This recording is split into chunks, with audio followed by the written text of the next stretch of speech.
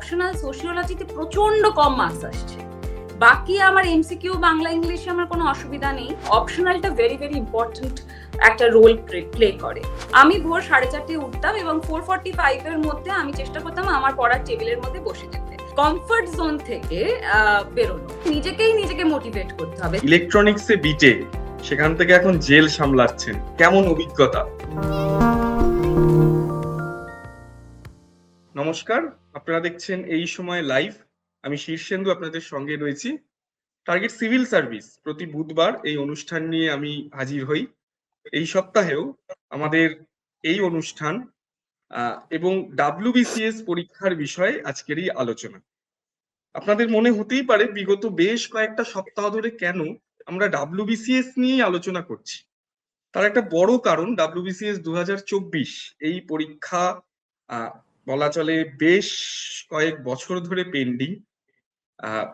এই পরীক্ষার হয়তো 2026 সালে আর কিছুদিনের মধ্যে বা বলা ভালো কয়েক মাসের মধ্যেই পরীক্ষা হওয়ার সম্ভাবনা প্রবল। ফলে এই পরীক্ষার যারা পরীক্ষার্থী তাদের একদিকে যেমন নানানভাবে তারা কিছুটা ডিলেমায় ভুগছেন, কি করবেন না করবেন, আবার কোথাও পড়াশুনো করতে করতে অনেকেই নিজের ফোকাস হয়তো হারিয়ে ফেলছেন। ফলে সেই জায়গাগুলোতেই আমাদের যারা পরীক্ষার্থী, যারা অ্যাসপিরেন্টস রয়েছেন, তারা যাতে কিছুটা মোটিভেট হন আমাদের এই অনুষ্ঠানের মাধ্যমেই, সে কারণেই এই টার্গেট সিভিল সার্ভিস এই অনুষ্ঠানে WBCS নিয়েই আমাদের এই আলোচনাটা মূলত কয়েক সপ্তাহ ধরে হচ্ছে। আর একটুও কথা বাড়াবো না, আমাদের আজকের বিশেষ অতিথি আপনারা ইতিমধ্যেই পাশের স্ক্রিনে দেখতে পাচ্ছেন, চানরি হাইত। অনেক স্বাগত আপনাকে।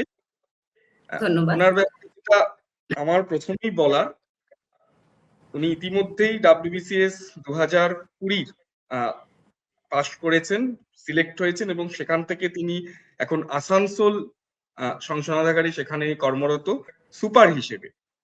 কিন্তু তার থেকেও যেটা বড় তার প্রাপ্তি চানরেইর, 2023 সালে WBCS যে পরীক্ষার ফলাফল সম্প্রতি বের হয়েছে, সেখানে কমন মেরিট লিস্টে চানরেই 22। প্রথমেই যেটা চানরেইর কাছে জানতে চাইবো, 2020 থেকে 2023 মাঝে খুব কম সময়ের ব্যবধান, কিন্তু তবুও তার আগের সময় যদি ধরি, কি ভুল করছিলেন যার জন্য এতটা সময় লেগে গেল? আচ্ছা, প্রথম থেকে তাহলে আমি শুরু করি। আমি ব্যাংকে চাকরি করতাম। আমি বিটেক পাশ করার পর আমি ব্যাংকে জয়েন করি, একটি প্রাইভেট ব্যাংকে আমি চাকরি করতাম। আমি প্রায় অলমোস্ট 5 বছর সেখানে চাকরি করি এবং তারপরে আমার সিভিল সার্ভিসে আসা।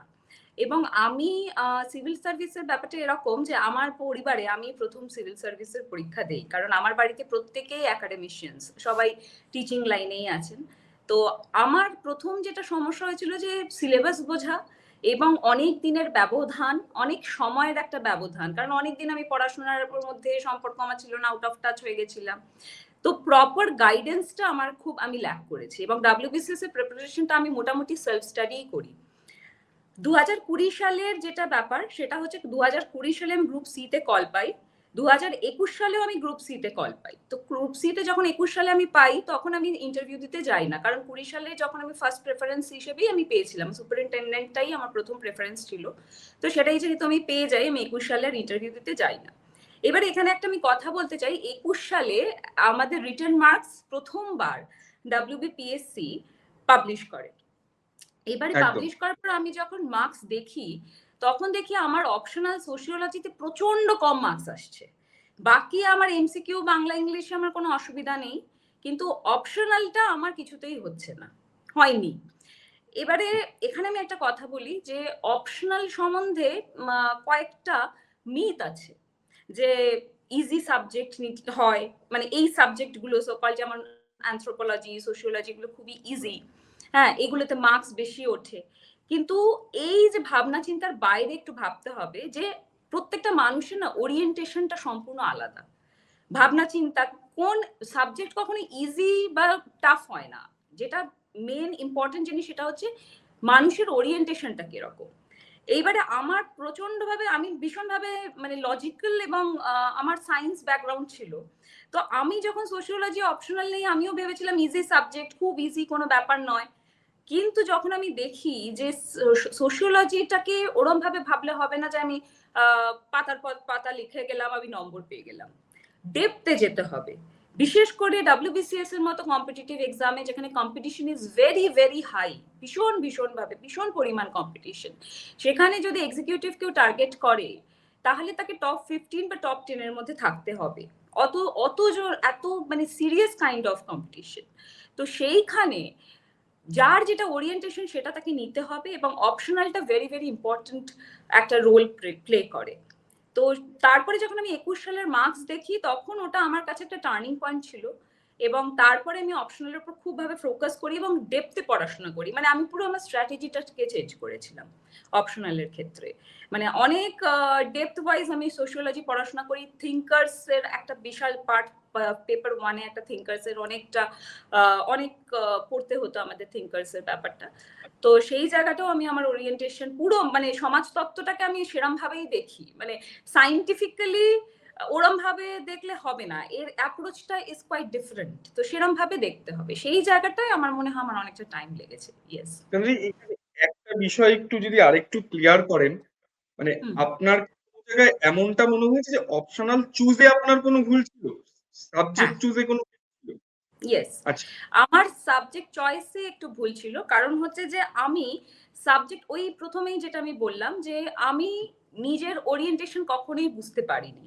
আমি শুনেছি যে তখনকার দিনে টপার্স বা কেউ বলেছে যে না সোশিওলজি খুব ভালো, বেশি মার্কস উঠছে। এখনো অনেকটা শোনা যায় যে অ্যানথ্রোপোলজি খুব ভালো, খুব বেশি একদম। মার্কস উঠছে। এবং রিসেন্ট হ্যাঁ, চলছে সাইকোলজি। সাইকোলজি, রাইট, হ্যাঁ, সাইকোলজি পড়লেই সবাই টপ করবে। এই ভাবনাটা একদম মানে ইটস আ ফাসাড, এটা একদম মিথ। হ্যাঁ, সবাই সাইকোলজিস্ট হতে পারবে না, সবাই অ্যানথ্রোপোলজিস্ট হতে পারবে না, একদম সেই একদম ওরিয়েন্টেশনটা থাকতে হবে। চাইলেই এবং অ্যানথ্রোপোলজিস্ট হওয়া যায় না। তো সেটার একদম একটা এবং ভালো একদম এখানে একটা সংযোজন আপনার হয়ে আমি করছি। এরকমও ধারণা নয় যে কেউ যদি সোসিওলজিতে সত্যি সে ভালো, সে এই ভিডিওটা দেখার পর তার মাইন্ডসেট কিছুটা নড়ে গেল, যে তাহলে কি নাম্বার ওঠে না সেই কারণে বলা হচ্ছে। আমি না, যেটুকুনি বুঝেছি চান্দ্রি কিন্তু সে কথা একেবারেই বলছেন না। না, তিনি বলছেন বুঝে নিতে হবে যে আমি কোন সাবজেক্টটায় ঠিকঠাক এবং আমার কোন সাবজেক্টে ভালো নাম্বার হতে পারে, আমি সেই মানে গো উইথ দা ফ্লো, সবাই যেখানে ভেসে যাচ্ছে আমিও যাব, সেইটা না, করা চলবে না। আমি যদি খুব ভুল না করি চান্দ্রি, আপনি এটাই বলতে চাইছেন? একদমই তাই, একদমই তাই, একদমই তাই। কোনো মার্কস, কোনো সাবজেক্ট এরকম নয় যে ভীষণ ভাবে মার্কস আসবে, মানে আমি নিলেই মার্কস পাবো, এরকমও নয়। আবার কোনো সাবজেক্ট এরকমও নয় যে ভীষণ কঠিন, এরকম নয়। যে কোনো সাবজেক্ট মানুষের ভালোবাসার জায়গা হতে পারে, কিন্তু সেটা দেখে নিতে হবে যে সাবজেক্টটা নিচ্ছে, যিনি নিচ্ছেন তার সেটা ভালো লাগে এবং সে কতটা তার সাথে তার ম্যাচ হচ্ছে, তার আন্ডারস্ট্যান্ডিং কতটা হচ্ছে, দ্যাট ইজ ভেরি ইম্পর্টেন্ট। বেশ, চান্দ্রি, আপনার পরপর আপনি নিজেই বললেন পরপর দুবার WBCS এর গ্রুপ সি তে আপনি সিলেক্ট হয়েছিলেন। তো হ্যাঁ, সেই সি থেকে আপনি এখন একদম আহ মানে কমন মেরিট লিস্টে আপনার নাম 22-এ, এবং যদি আমি এক্সিকিউটিভের ক্ষেত্রে দেখি সেক্ষেত্রে 14তে ইয়েস। আপনার নাম আছে। কি কি ওভারকাম করেছিলেন? ভুলগুলো তো আমরা শুনলাম, আপনি স্ট্র্যাটেজি চেঞ্জ করেছেন ও বুঝলাম, কিন্তু কি কি একদম থরলি আপনাকে বদলাতে হয়েছিল? কারণ এই রেজাল্ট করতে গেলে এখান থেকে বেশ কিছু জিনিস আপনাকে লার্ন করতে হয়েছে এবং আনলার্নও করতে হয়েছে। হ্যাঁ, একটু যদি হ্যাঁ, share দেখুন, লার্নিং তো করতেই হয়েছে। লার্নিংটা আমি আর বলছি না, আনলার্নিংটা খুব ইম্পর্টেন্ট। আনলার্নিং এর কথাটা আমি বলি। আমি প্রথম যেটা, আমার নিজের অভ্যাসটাকে আমি চেঞ্জ করেছিলাম। কারণ আমি ভীষণভাবে মানে নাইট আউল যেটাকে বলে, মানে আমি রাত জেগে পড়াশোনা প্রেফার করতাম। কিন্তু আমি যখন এই পরীক্ষাটা দেই, মেন্স পরীক্ষাটা দেই 23 সালে, তখন আমি চাকরি করি। তখন আমার প্রেসিডেন্সি জেলে ট্রেনিং হচ্ছে। আমি সময় একদমই পেতাম না, ভীষণ কম সময় পেতাম। আর 16ই অগস্ট বোধহয় পরীক্ষাটা শুরু হয়েছিল, মেন্স WBCS 2023 সালের যে মেন্সটা হয় 16ই অগস্ট থেকে 20ই অগস্ট চলেছিল।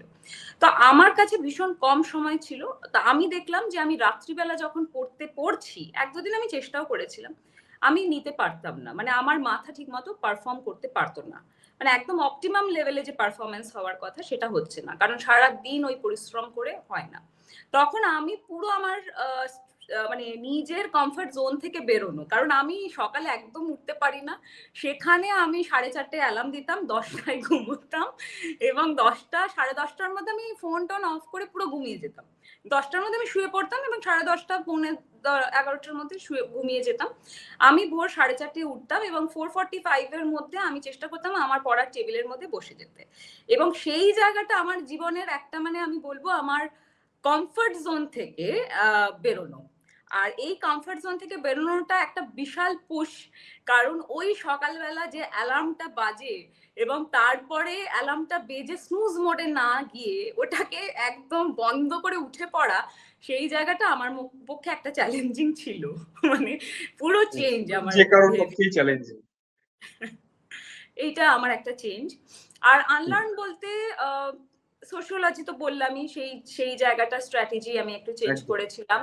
আর একটা জিনিস আমি চেঞ্জ করেছিলাম, সেটা হচ্ছে যে আমি মক দিতাম প্রচন্ড ভাবে, আমি মক দেওয়া প্র্যাকটিস করেছিলাম। মানে এই বছর আমি শুধু পড়ার উপর ফোকাস করিনি, আমি পড়াশোনার থেকেও বেশি ফোকাস করেছিলাম মক টেস্ট, PYQs এর উপর মক টেস্ট দিতাম, এবং যেটা অপশনাল ক্ষেত্রে আমি 3 ঘন্টা বসে বসে পরীক্ষা দিতাম। মানে এভরি সানডে এরকম হয়েছে যে এভরি সানডে আমি 3 ঘন্টা একদম যেরকম পরীক্ষা হয়, মানে পরীক্ষার হলে 3 ঘন্টা 3 ঘন্টা, মাঝখানে 2 ঘন্টা ব্রেক, ওরকম ভাবে আমি পুরো নিজেকে ওরকম ভাবে সবকিছু অফ করে এবং ইন রাইটিং আমি পরীক্ষা দিতাম। অনলাইনে নয়, আমি পুরো বসে যেরকম ভাবে এক্সাম হলে পরীক্ষা দেওয়া হয়, আমি সেরকম ভাবে পুরো সার্কেল করে ওরকম ভাবে আমি পরীক্ষা দিতাম, সেটা আমি করেছি। বেশ, একটা জিনিস আপনার থেকে একটু জানতে চাইবো, মানে এটা কি গুড প্র্যাকটিস না এটা ভুলই? অনেকেই শুধু WBCS এর গ্রুপ সি টার্গেট করে এগোনি তারা হচ্ছে একদম WBCS গ্রুপ সির জন্য আমি পড়ছি, এইটা কি ঠিক, না এটাতে আরো নিজের কম্পিটিশন বাড়িয়ে দেওয়া হয়, মানে নিজেকে না, আরো বেশি প্রতিযোগীদের মধ্যে ফেলা হয়? দেখুন এখানে আমি একটা বলবো, কখনোই নিজেকে না লিমিট করা ঠিক নয়। নিজেকে আমি যখন গ্রুপ সি তে টার্গেট করে এগোচ্ছি, আই এম লিমিটিং মাইসেলফ। এই লিমিট ব্যাপারটা আমার আমার মনে হয় না নিজেকে লিমিট করে দেওয়া উচিত। সাথে সাথে অপশনালও পড়া উচিত, এবং সবকিছুকে গ্রুপ এ কে, মানে যেটা হাইয়েস্ট পজিশন, কেউ তো আমার মনে হয় না যে কোনো ক্যান্ডিডেটই গ্রুপ সি তে স্যাটিসফাইড হবে।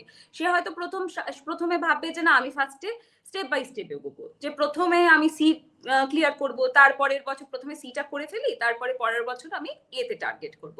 কিন্তু ওই পরের বছর বলে কিছু আসে না। সুতরাং এখন থেকেই দিস ইজ দ্য মোমেন্ট যেখানে সবাইকে ভেবে নিতে হবে যে এই বছরই আমার লাস্ট অ্যাটেম্প্ট, এই বছরই আমাকে করতে হবে এবং গ্রুপ এই টার্গেট করে এগোতে হবে।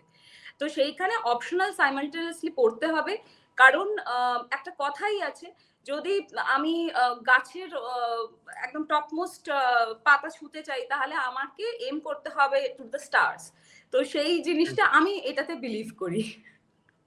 বেশ বেশ, আমি যদি একটু যারা 2024-এর পরীক্ষায় বসবেন তাদের কথা বলি, আমি আজকে সিলেবাস বা অন্য কিছুতে ঢুকছি না, কারণ আমাদের বেশ কয়েকটা এপিসোডে সেই নিয়ে অনেক আলোচনা হয়েছে।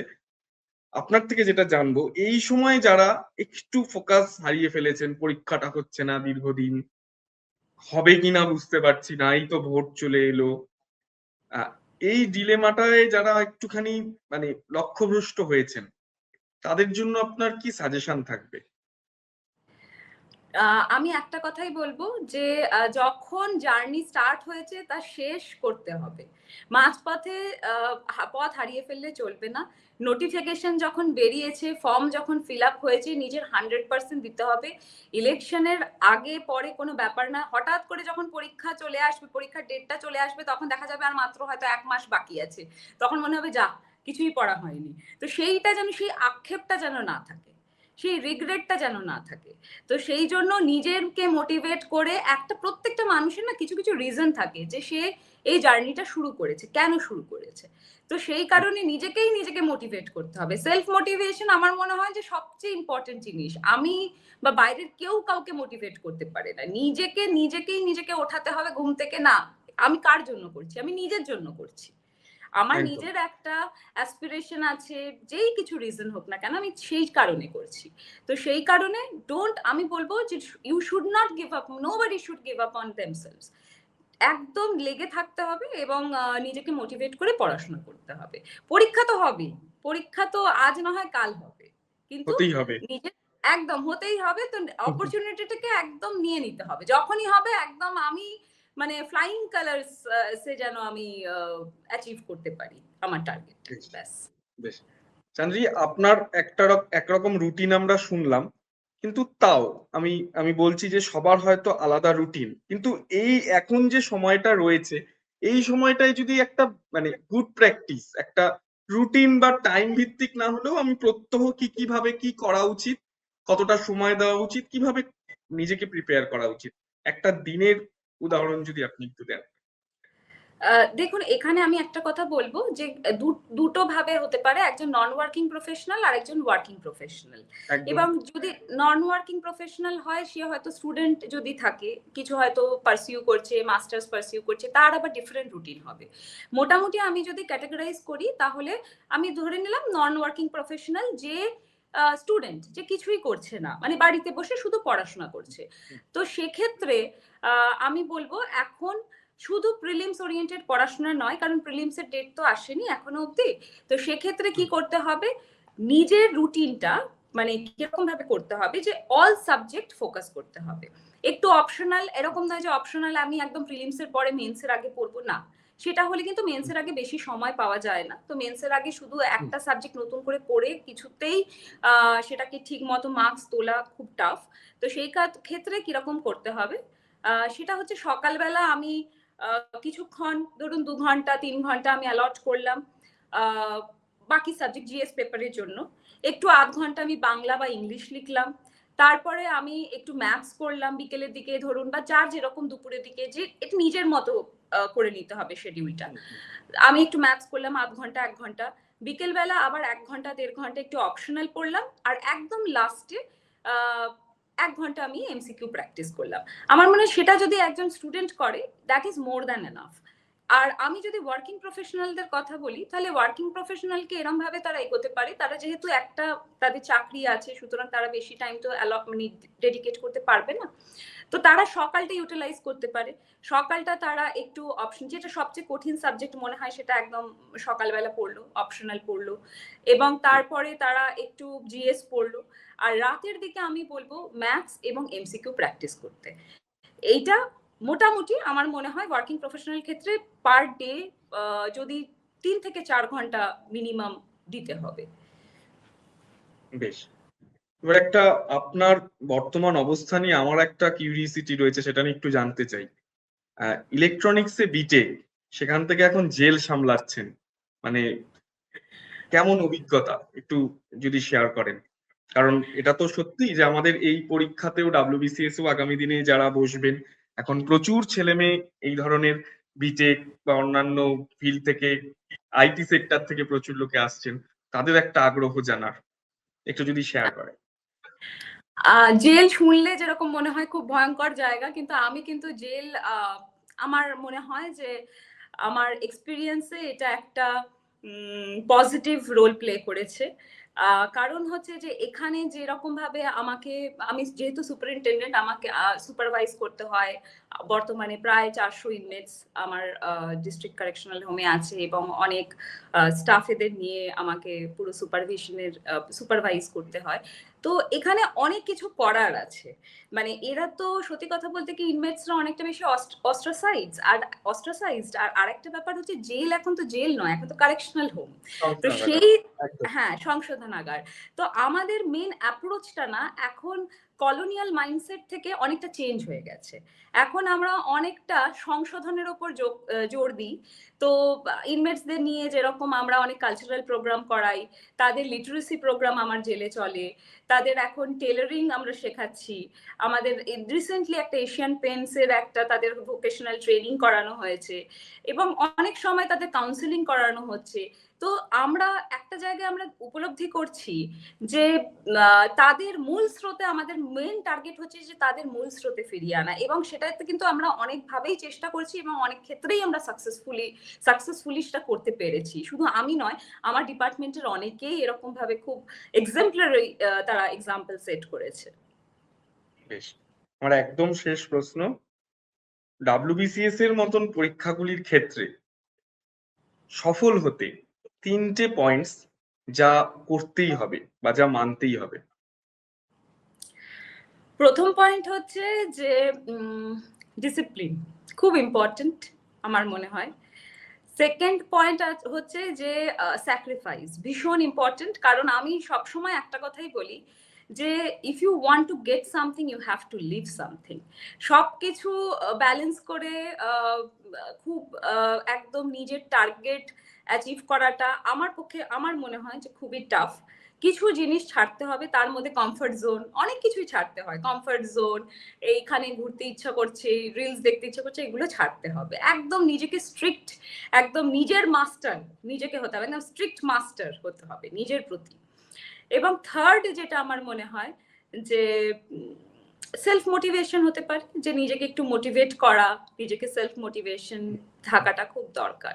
এবং আরেকটা আমি এর সাথে অ্যাড করবো, জেদ ভীষণভাবে ইম্পর্টেন্ট। লোকে বলবে ভীষণ জেদে, কেন জেদ, কিন্তু জেদটা খুব দরকার। নিতে হবে তো নিতেই হবে, করতে হবে তো করতেই হবে, অন্য কোনো উপায় নেই। বেশ, অনেক ধন্যবাদ জানরেই আপনাকে। আপনি খুব সুন্দরভাবে এবং খুব স্পষ্টভাবে এবং একদম আপনার নিজের অনেক কথা যেটা হয়তো না বললেও চলতো সেটা বললেন, এবং তাতে আমার মনে হয় যারা হয়তো অনেক দিন পড়াশুনো করার পরেও কোনো কারণে সফল হতে পারছেন না, তাদের জন্য চানরেইর এই গল্প একটা জিনিসই বুঝিয়ে দেয়, পরিশ্রমী মূলধন। আমার অভ্যাস, আমি রাত করে ঘুমোই এবং সেই অভ্যাস আমি রাতারাতি বদলে ভোরের প্রথম অ্যালার্মে ওঠা, এবং সেটার জন্যই কিন্তু এক্সিকিউটিভ হতে চানরেই পেরেছেন, এটা আমার ভীষণভাবে মনে হচ্ছে। ফলে এই পথ অনুসরণ করলে পথ খুব সহজ নয়, আবার খুব কঠিনও নয়, সেক্ষেত্রে হয়তো আপনি আর 5 জনের থেকে এগিয়ে থাকবেন।